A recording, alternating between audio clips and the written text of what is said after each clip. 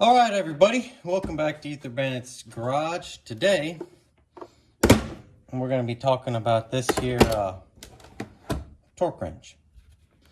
So this is a Icon click type, half-inch drive, flex head torque wrench. And I just wanted to go ahead and say that I really like this torque wrench. This is not my first one I've ever bought.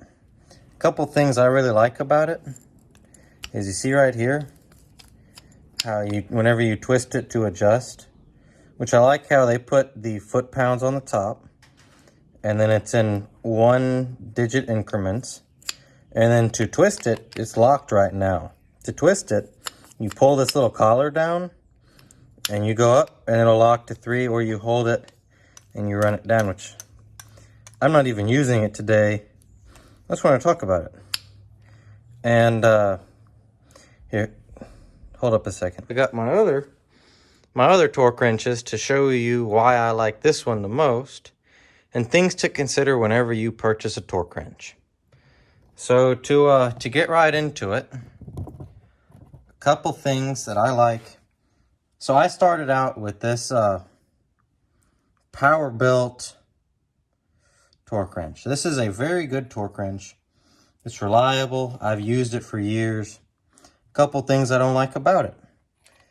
To adjust it, of course, you just turn it one way or the other.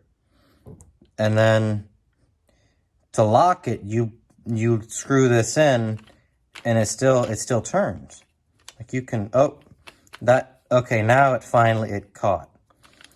But you have to mess with it to get it to work. And I never liked that. I always just had to be careful whenever I was tightening it. The main issue that I ran into with it was, if you can see right there, this thing maxes out at 150 foot-pounds. And if you compare it to the length of this one, it's considerably shorter. And I needed to tighten some stuff past 200, so I bought this one. Which this is just a trusty old Harbor Freight 3/8 click type, and it has the same stupid little locking. I don't really like that, but that's just how it is.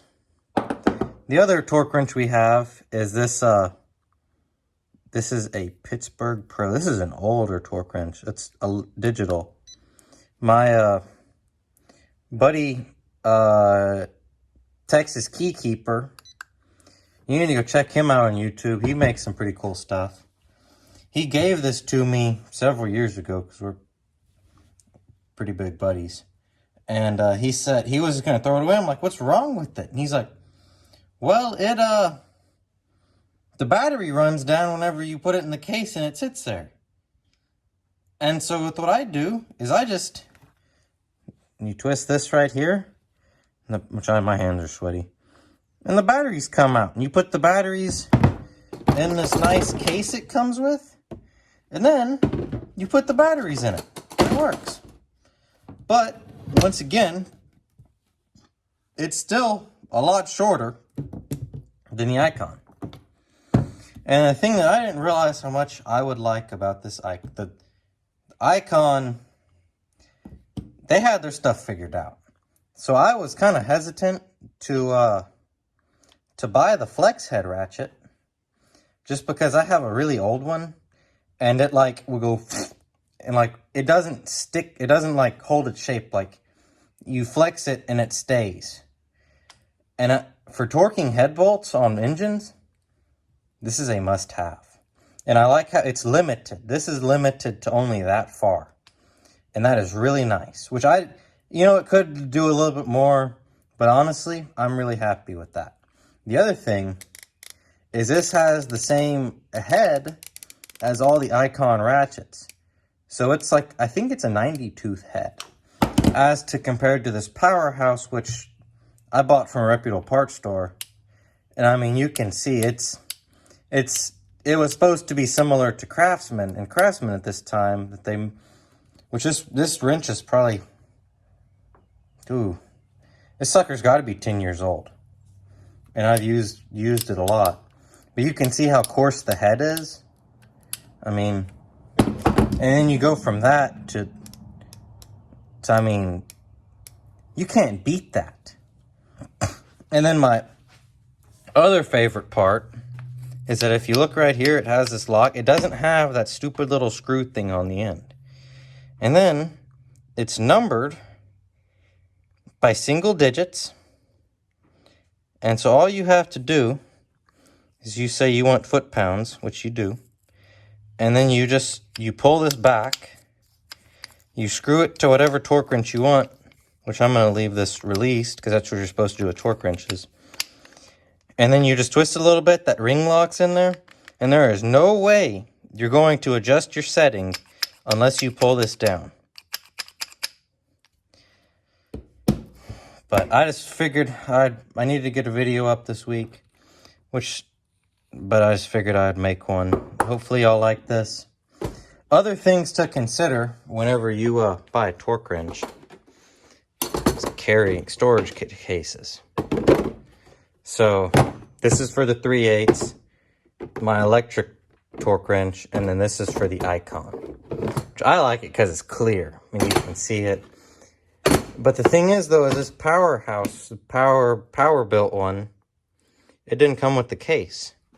So I just always would carry it over to my, this is still in my old toolbox, because I have the Icon in there. And the Icon goes up to 250. And I like it more. It's smoother. I just put it right there, and it could easily be like you drop a hammer on it or something, you know. But with this Icon, where I store it, because I like it the most, is you put it in this case, which you always want to make sure, and you back it off pretty much all the way, just to help it stay nice. You put it in here. It clicks in, like it is a physical click. Close the lid. It has these nice metal latches that aren't going to break. And then, I guess I just like the torque wrench. And it was rather expensive. But the thing is, though, it was well worth the money in my opinion. And I just stick it back here. So that way, every time I open the drawer, I see my torque wrench, 1.